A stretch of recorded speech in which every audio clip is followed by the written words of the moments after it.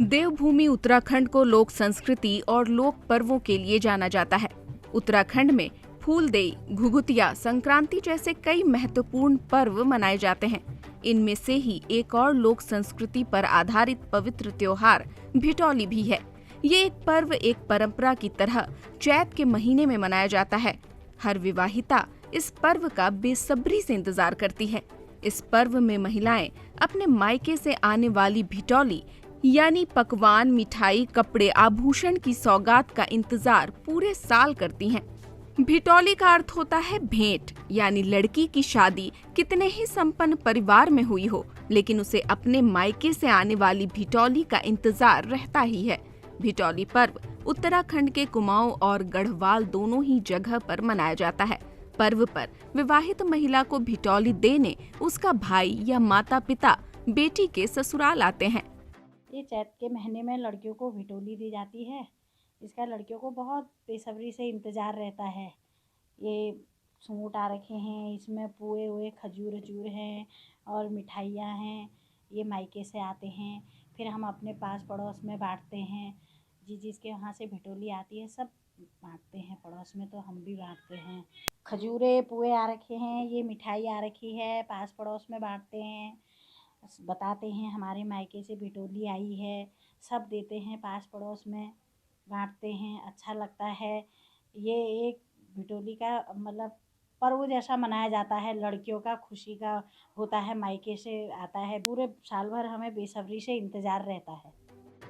ये परंपरा उत्तराखंड में लंबे समय से चली आ रही है। बुजुर्ग देवकी देवी का कहना है कि शादी के बाद मेरे मायके से हर साल भिटौली आती है। मैद रही रानखेत रही और न मैद बेटी न भेज न के भिटोर दी है रानखेत यो जा गरीब बेटी भिटोर दीनी और जब तले भेबना दिसो है तो तब तले भिटोर दीनी रहा है। हर साल भिटोर मिली मगर जब बेटी में ब्याह हो तब बेटी में भेबन मगर भिटोर में भेब मगर भिटोर दी है रोज होए साल भरी भिटोर इंतजार हो। जब तले भिटोर नहीं है तब तक हम आई लगे। वहीं अपनी बहन देवकी को भिटौली देने आए बालम सिंह कहते हैं कि 100 किलोमीटर दूर रानीखेत से अपनी बहन को भिटौली देने हर साल आता हूँ। शादी के बाद इस परंपरा को लगातार निभा रहा हूँ।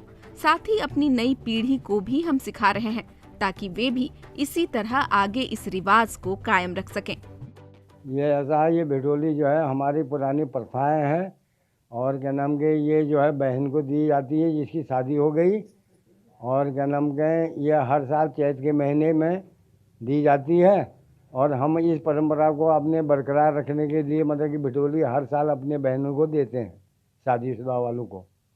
इसलिए मैं यहाँ पर जो है भिटौली देने के लिए आया हूँ। जानकार पंडित गणेश दत्त पंत का कहना है कि उत्तराखंड में कई त्योहार बड़े ही धूमधाम से मनाए जाते हैं। भिटौली पर्व को लेकर भी कथाएं प्रचलित हैं।